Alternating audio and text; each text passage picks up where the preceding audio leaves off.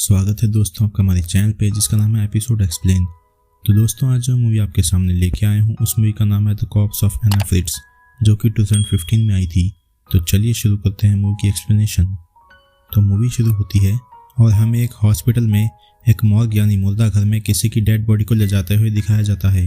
इस मॉर्ग में एक लड़का पॉ भी काम करता है और इस लड़की की डेड बॉडी को बहुत ही ध्यान से देखता है और फिर इसके बाद इसकी फ़ोटो खींच के अपने दोस्त इवान को भेज देता है।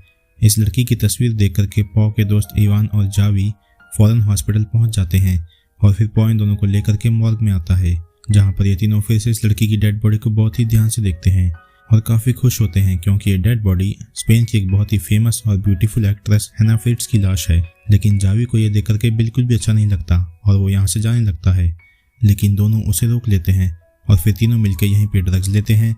तभी इवान कहता है कि क्यों ना हम एना फ्रिट्ज के साथ इंटीमेट हों। तो पॉ भी कहता है कि हाँ, हम लोग लार्वा की मदद से ऐसा कर सकते हैं। अब पॉ के जवाब से इन लोगों को लगता है कि जैसे पॉ ने पहले भी किसी लाश के साथ संभोग किया हुआ है। तो पॉ इन्हें बताता है कि हाँ, वो पहले भी एक 17 या 18 साल की लड़की की डेड बॉडी के साथ इंटीमेट हो चुका है। ये सुनकर के इवान भी फैसला करता है कि वो जल्दी ही इस बॉडी के साथ भी इंटीमेट होगा और वो जल्दी ही उस लाश का रेप करना शुरू कर देता है।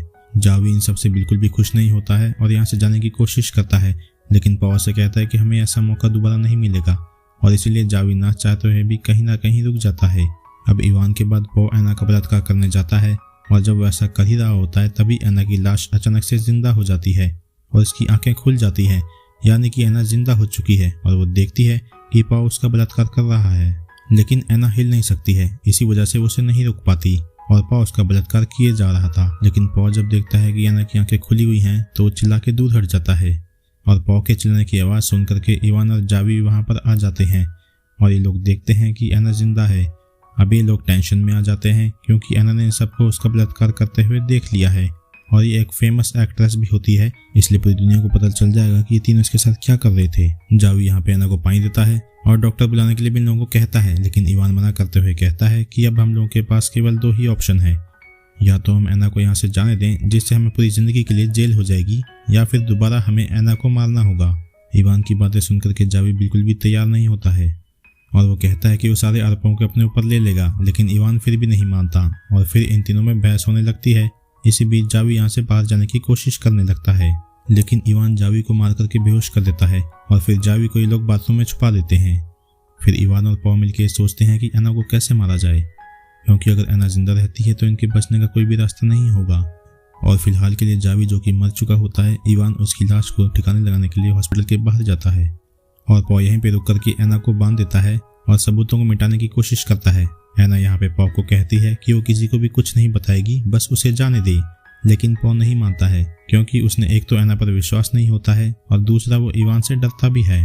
तभी एना पॉ को बताती है कि जावी अपने आप ही नहीं मरा था बल्कि इवान ने उसे मार दिया था और अपनी मदद करने के लिए भी कहती है, लेकिन पॉ उसकी बातों को इग्नोर करते हुए सबूतों को साफ करने में लगा होता है। और जब ये बातों में सबूतों को साफ कर रहा होता है तभी मौका देकर के एना अपने पैरों को खोल लेती है और क्रॉल करते हुए वहां से बाहर जाने लगती है।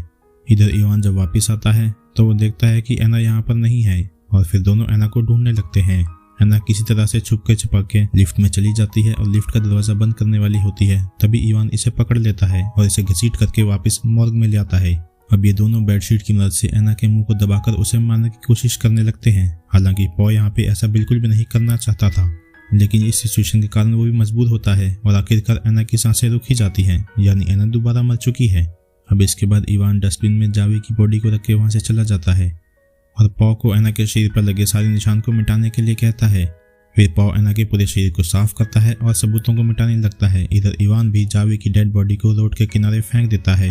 अब क्योंकि एना मर चुकी है इसलिए पॉ इसके शरीर को साफ करके इसके शरीर को ढक देता है और यहाँ से जाने लगता है।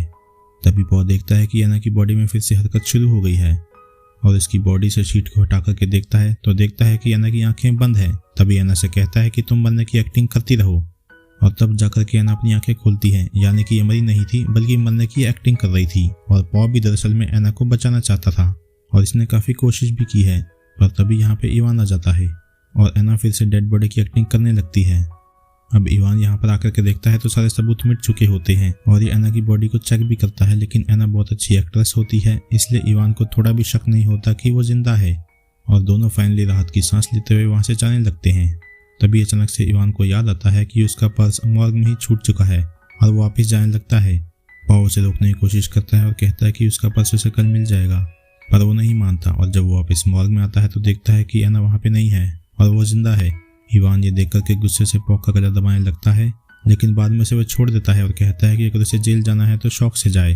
तभी यहाँ पे एना चुपके से आती है और इवान के गले में कैंची को 2 बार घुसा देती है, जिससे कि इवान की मौत हो जाती है। लेकिन पॉ एना से कहता है कि इवान मान चुका था और हम लोग यहाँ से जाने ही वाले थे, लेकिन एना पॉ के पेट में भी चाकू को घुसा देती है और बार बार घुसाती रहती है, जिससे कि पॉ भी मर जाता है।